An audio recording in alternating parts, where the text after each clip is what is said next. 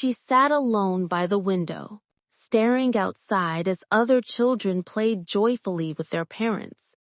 Her own parents never seemed to care, not once, about what she was feeling. Not until it was far too late. In a city alive with the sounds of traffic, crowded streets, and people of every religion and background rushing about their daily lives, there lived a wealthy couple, Mr. Johnson and Mrs. Helen. They had more than enough money to buy anything they wanted, but they were never satisfied. Both were tireless workaholics, constantly traveling and chasing success. Mr. Johnson, an accountant and major shareholder in his firm, was always on the move, flying in and out of the country. His wife, Mrs. Helen, a bank branch manager, spent endless hours at work as well. They loved their careers so much that they forgot to slow down, to breathe, and to pay attention to what truly mattered. They had a daughter, Grace.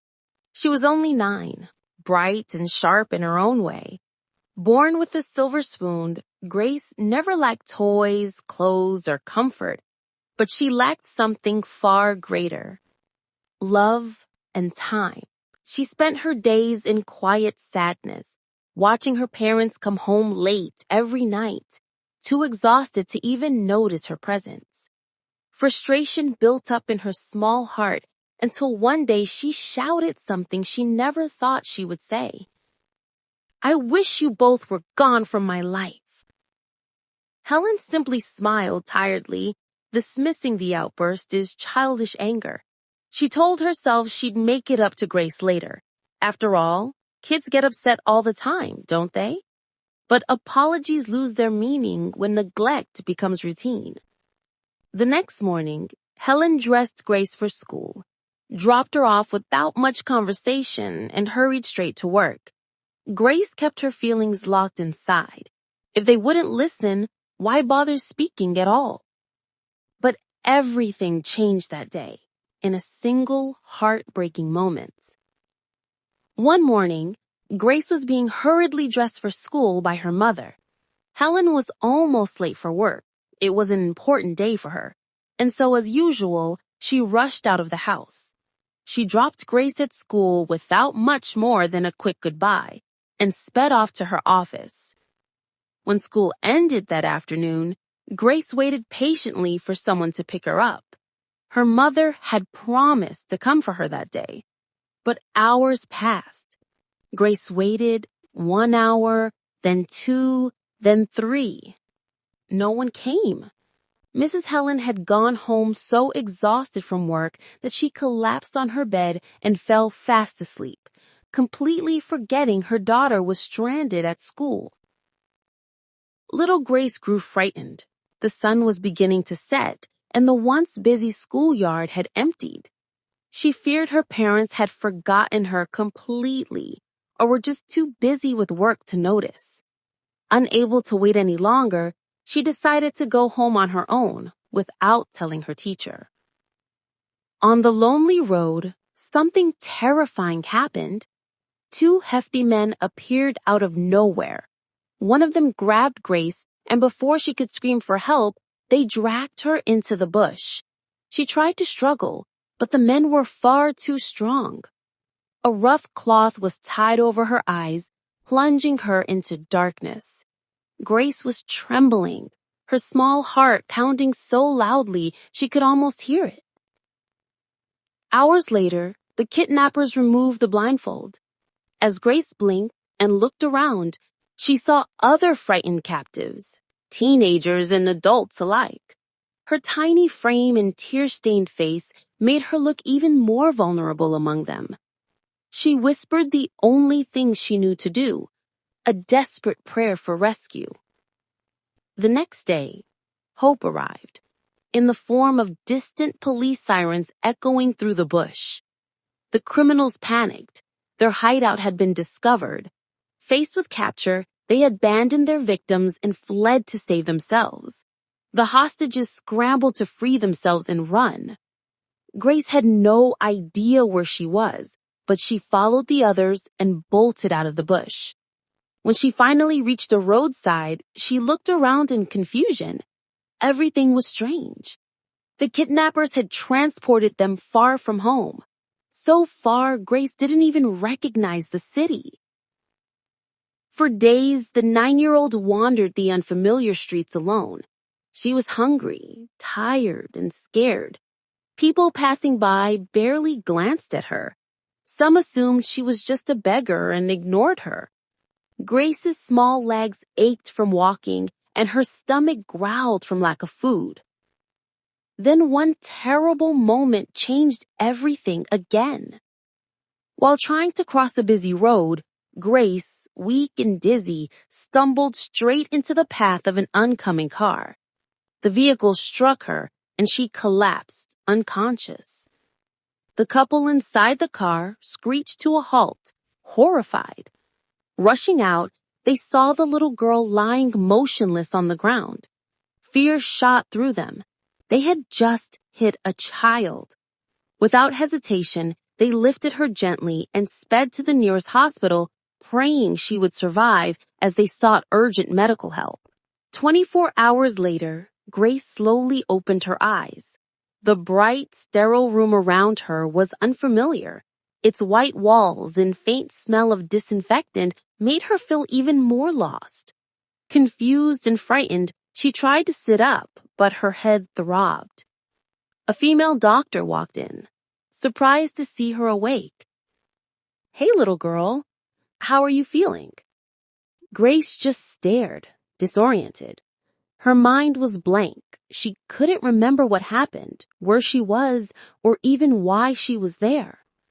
The doctor's face grew serious. The head injury from the accident seemed to have affected her memory. Minutes later, the couple who had accidentally hit Grace, Mr. Bernard and Mrs. Matilda, hurried into the hospital to check on her. In the doctor's office, they sat anxiously as the doctor spoke with a heavy heart. "I'm afraid the little girl has suffered memory loss from the impact. I tried every test and treatment available, but there's a high chance she may never recover her full memory. The only thing she remembers is her name, Grace. Nothing else." Matilda's eyes welled with tears. She looked at the fragile child lying in the hospital bed and felt overwhelming pity. Both she and Bernard blamed themselves for what had happened. Since Grace had no recollection of her family and no one came forward to claim her, the couple decided to take full responsibility for her care. Matilda and Bernard brought Grace home and poured all their love into her. They fed her, clothed her, and treated her as though she had always been their daughter.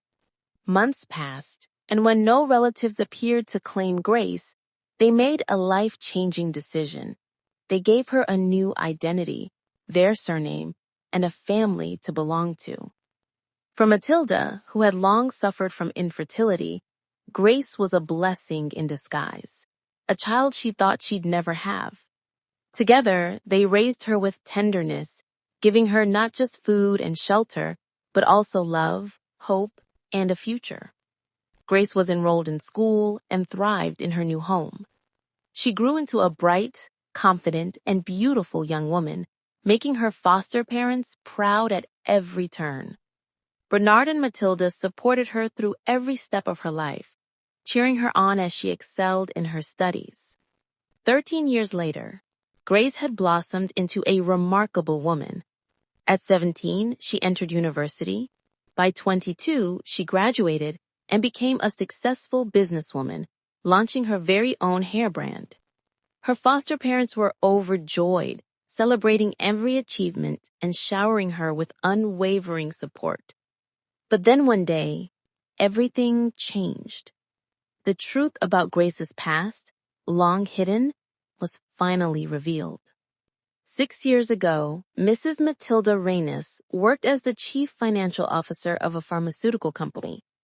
During her time there, she realized she needed personal assistance, someone to help her stay organized, track financial transactions, and manage her growing workload. As fate would have it, the company hired a secretary who met every qualification. She was professional, experienced, and efficient because of her impressive career background. Over the years, she proved herself invaluable, punctual, respectful, and unfailingly diligent. Matilda quickly developed a deep respect for her, not just as an employee, but as a person. This woman was intelligent, capable, and unafraid of hard work. Her name was Mrs. Helen. Under Matilda's supervision, Helen worked flawlessly for 6 years. They developed a genuine friendship, often sharing coffee during breaks and discussing life beyond the office. Matilda admired Helen's quiet strength, though she always noticed how guarded she seemed when it came to personal matters. The evening before Matilda's retirement, she invited Helen to dinner at a quiet restaurant. It was a small celebration, but also an opportunity to finally ask the question that had long lingered in her heart. "Helen," she began as they settled into their booth, "we've known each other for years now, and yet I realize I know almost nothing about your family. You bury yourself in your work, and I recognize that because my own daughter is the same way. She's always chasing perfection, first in school, now in her career.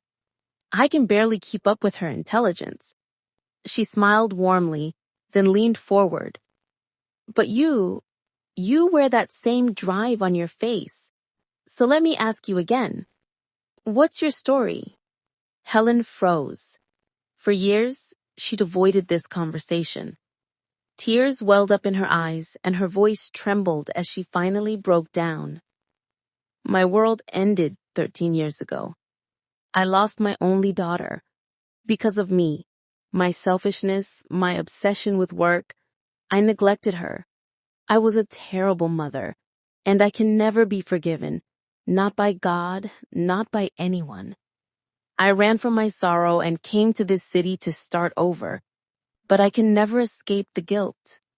Matilda reached across the table and took her friend's hand. She said softly, "Helen, we all make mistakes. Life doesn't end because of them. I believe one day you'll find peace, and maybe, just maybe, you'll see your daughter again."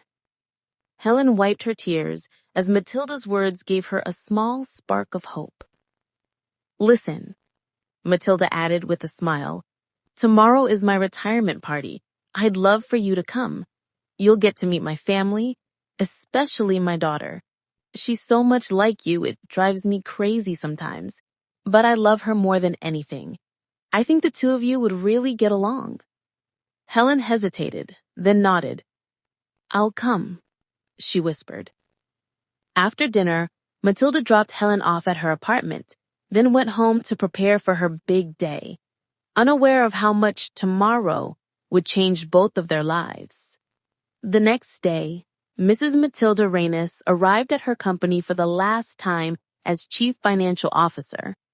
It was the day she would officially hand over her position, pass on the responsibilities, and allow the CEO to appoint a new successor. The mood in the building was bittersweet. Mrs. Reynes was loved by everyone, from the executives to the junior staff. She was respected not just for her brilliance in finance, but for her kindness and fairness. The company celebrated her retirement with warmth and gratitude. Employees gathered around her, giving heartfelt speeches, presenting her with thoughtful gifts, and showering her with appreciation. Matilda smiled through it all, humbled and proud of her years of service. After the formal event, she invited everyone to her personal retirement party, which she had arranged at a beautiful venue. It was meant to be a joyful evening filled with laughter, food, and music. That very day, Grace, Matilda's beloved daughter, had just returned home from her internship program. Excited to be back, she joined the party, glowing with youth and confidence. Helen also attended, bringing along a special gift to honor her friend and former boss. As the party buzzed with chatter, music, and clinking glasses, Matilda spotted Helen and guided her through the crowd. "Helen," she said warmly, "this is my daughter I've been telling you about. Her name is Grace Reynes." Grace smiled brightly, extending her hand. Nice to meet you, ma'am. Helen reached out and shook her hand, but the moment their palms touched, something strange washed over her. The name, Grace, and the face before her sent a sudden flash through her mind. For a second, she saw her own daughter's reflection in this young woman. Her breath caught in her throat. She held Grace's hand a moment longer than normal, lost in thought. Madam, are you okay? Grace asked gently, noticing Helen's sudden stillness. You seem a little off. I hope everything is all right. Helen blinked rapidly, forcing a smile to hide her unease. Yes, I'm fine, dear. I just got lost in thought for a moment. She composed herself and added kindly, I'm Helen. Your mother has told me so much about you. You seem fascinating. I hope we can get along. Of course, Grace said cheerfully. Any friend of my mother is a friend of mine. I'm sure I'll see you around, Miss Helen. With a polite nod, Grace excused herself and returned to mingle with the other guests. Matilda leaned in with a playful smile. So, Helen, what do you think of my daughter? She's very nice, Helen replied carefully. Then curiosity pushed her to ask, but if you don't mind me saying, I didn't notice any striking resemblance between her and you, or your husband. Matilda chuckled softly. Oh, that's because Grace is actually our adopted daughter. I don't usually share this, but she's been with us for over 13 years. She's incredibly strong. Even as a child, she survived hardships you wouldn't imagine before we found her. Since then, we've loved her and raised her as our own. Helen's heart skipped. She forced herself to stay composed. Wow, you truly have a good heart, Ma. No wonder she cherishes you so much. The two women continued to talk and laugh as the evening rolled on. Toward the end of the party, Grace took the microphone and delivered a heartfelt speech honoring her mother. She spoke about Matilda's love, her sacrifices, and the example she had set. The guests applauded loudly as Matilda wiped a tear from her eye, proud of the young woman Grace had become. The next morning at the company, with unanimous approval from Matilda and other executives, Helen was appointed the new chief financial officer. She accepted the role gratefully, promising to maintain the high standards Matilda had set. Matilda had no doubt she would do well. A week later, Matilda realized she had left behind some important documents in her old office, now under Helen's care. Rather than retrieving them herself, she asked Grace to pick them up. Grace knocked on the office door and stepped inside with her usual bright smile. Hello, Grace, Helen greeted warmly. How are you doing, dear? I'm fine, ma'am. I hope you're doing well yourself, Grace replied politely as she sat across from Helen's desk. Of course I am, Helen returned the smile. All thanks to your mother. She told me you're adopted. Is that true? Of course, Grace said without hesitation. Mrs. Matilda is amazing. For over 13 years, she's been my strength, my everything. Helen froze at those words. 13 years. That was the exact amount of time since her own daughter had gone missing. Her heart pounded in her chest. Trying not to alarm Grace, she asked softly, Come again? You were adopted 13 years ago? Yes, I was, Grace answered, tilting her head slightly at Helen's strange expression. Helen's curiosity sharpened. How old were you when you were adopted, if you don't mind me asking? I was 9 years old, Grace replied. But honestly, I don't remember much about my life before then. I had an accident that wiped out my childhood memories. I don't even know where I'm from. Maybe it's for the best.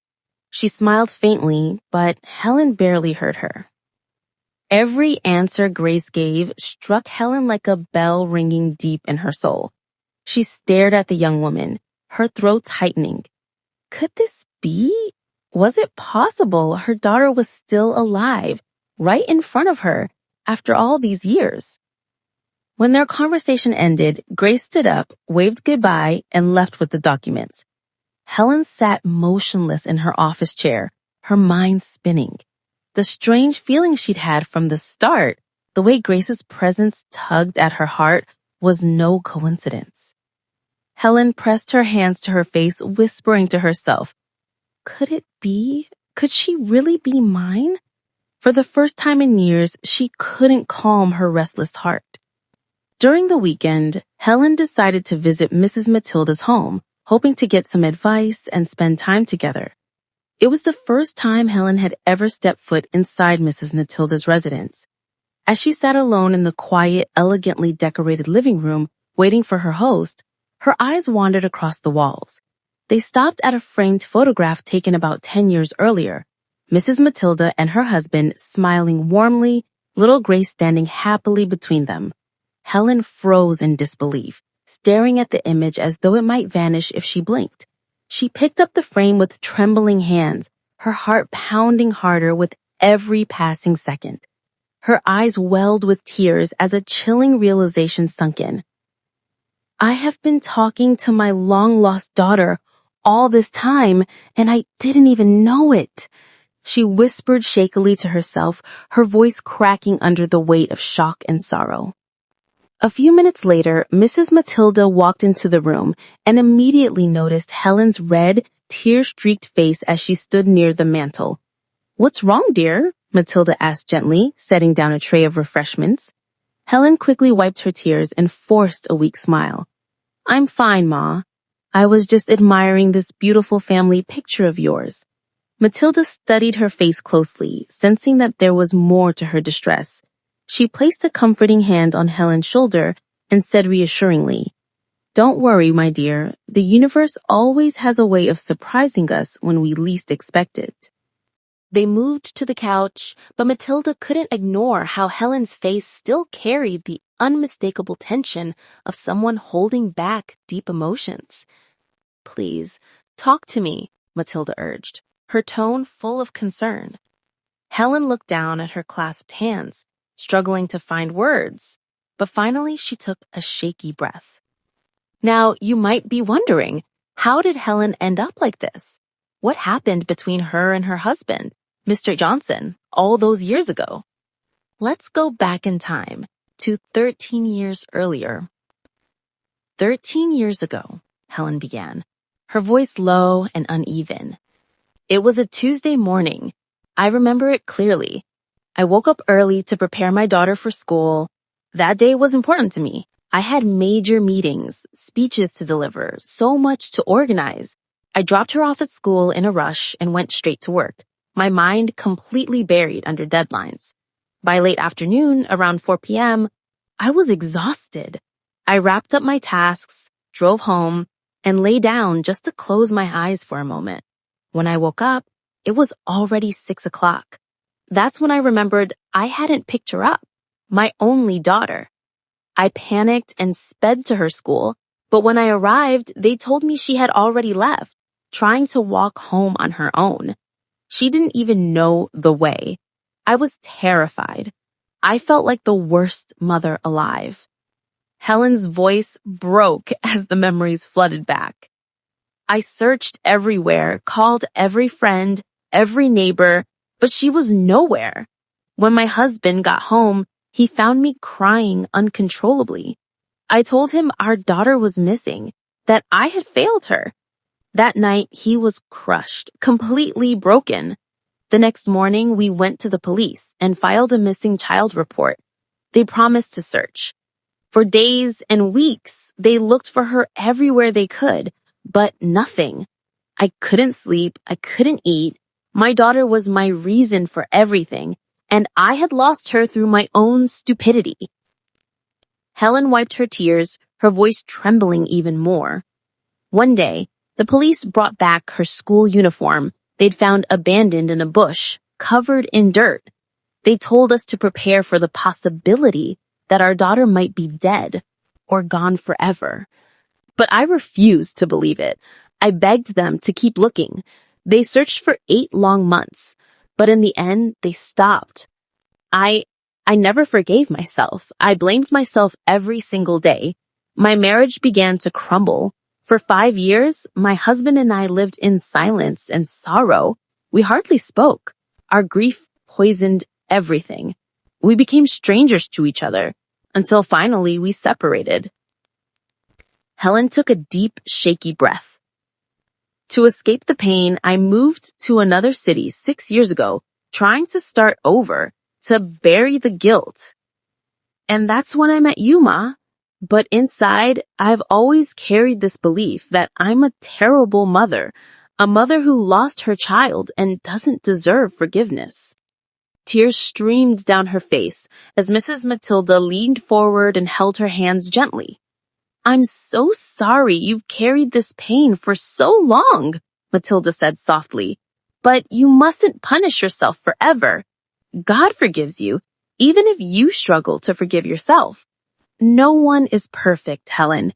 And who knows, by His grace, you may see your daughter again.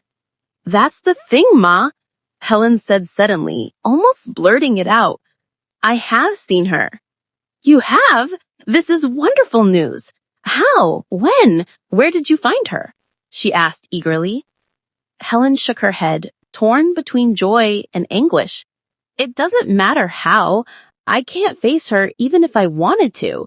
She's living with a family that cherishes her, gives her the love I failed to give. She's thriving, Ma. I know in my heart she's better off with them. Mrs. Matilda's voice grew firm, yet kind. Listen to me, dear. If life has taught me anything, it's that blood is thicker than water.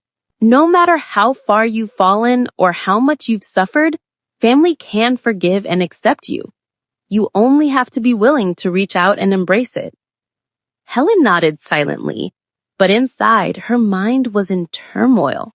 How could she tell Mrs. Matilda that her Grace Rennis, Matilda's beloved daughter, was actually her missing child? The thought terrified her.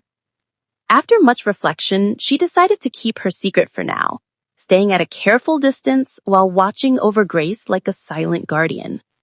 Later that day, Grace came home and walked into the living room where Helen and Mrs. Matilda were sitting. Helen's face lit up with overwhelming emotion as she stood and hugged Grace tightly. Grace looked puzzled by the sudden affection. Mrs. Helen, I don't think we're celebrating anything right now, but thank you for the hug, Grace said with a playful smile. Helen quickly composed herself. No, we're not celebrating, she said, smiling through misty eyes. I'm happy. Your mother and I had a good talk. Sometimes you need to let out a little steam. You've grown into such a beautiful young lady, Grace. Thank you, Mrs. Helen, Grace replied warmly. Mrs. Matilda watched the exchange closely, sensing something deeper than simple friendliness. Helen's hug had felt unusually emotional, more than what one might expect from someone who merely missed having a child. Still, Matilda brushed off the thought for now. After finishing her chat, Helen quietly excused herself and left, her heart heavy yet strangely comforted. A few days later, Mrs. Matilda decided to stop by the company as she missed the good old days. She walked into Helen's office and sat in a chair waiting for her. She couldn't help but notice a picture on her desk. Picking it up, she looked closely. Lo and behold, she saw little Grace, her adopted daughter, in the photo with her real parents. To her shock, Mrs. Helen was Grace's biological mother. Mrs. Matilda froze, realizing why Helen hugged Grace so tightly the day she visited her house. Helen already knew Grace was her daughter. Just then, Helen walked into the office and saw Mrs. Matilda holding the photo. I wondered why I felt so connected to you, Matilda said quietly. I don't usually invite people to my house, but you were an exception. Who would have thought this day would come? Finding Grace's real mother, not knowing she's been around all this time. Why didn't you tell me when you found out? Her voice carried a sign of hurt. Helen's eyes welled with tears. I'm sorry I didn't tell you. I was afraid you'd see me as unreliable. I didn't want to hurt my daughter any more than I already have these past 9 years. I decided to stay away, to watch her grow into the good person, mother, and partner I never was. Helen, Matilda said gently, you are not a stranger. 13 years ago, I tried everything to find Grace's real parents, but nothing worked. Now I found you. I think you should tell her. One thing I promised Grace was never to lie to her." As the woman spoke, Matilda's phone rang. The news was shocking. Grace had been rushed to the hospital after an accident. She'd hit her head badly. In panic, Matilda and Helen rushed to the hospital. Mr. Bernard, Grace's adoptive father, arrived straight from work. The doctor reassured them that the accident was minor and Grace would recover within hours. When she woke up, the first thing she saw was her adoptive parents. Behind them stood Helen. Grace blinked and whispered, "Mom, is that you?" It turned out the impact had brought back Grace's lost memories. Helen gasped, stunned that her daughter recognized her. Mr. Bernard was quickly updated on everything, and instead of anger, he was overjoyed that Grace had found her real mother. Grace got up and hugged Helen tightly. "I'm so sorry, Grace, for abandoning you, my sweetheart," Helen sobbed. "It's all right, Mom. I know you're sorry, and I've already forgiven you," Grace said softly. The two reconciled and life moved forward. Grace remained with her foster parents, while Helen found closure and a chance to heal. Helen reached out to her ex-husband, Mr. Johnson, to come see her daughter.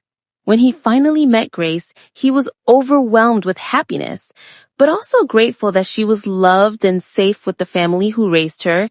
He hugged her tightly. And so they all moved on, living peacefully.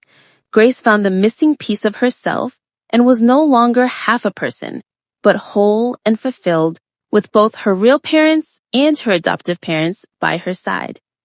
Dear viewers, what do you think about this story? I would love to hear your thoughts in the comments below. If you enjoyed the story, give us a thumbs up, hit the subscribe button, and share it with friends. Don't forget to turn on notifications so you never miss out on our latest updates. Thanks, and see you in the next video. Bye!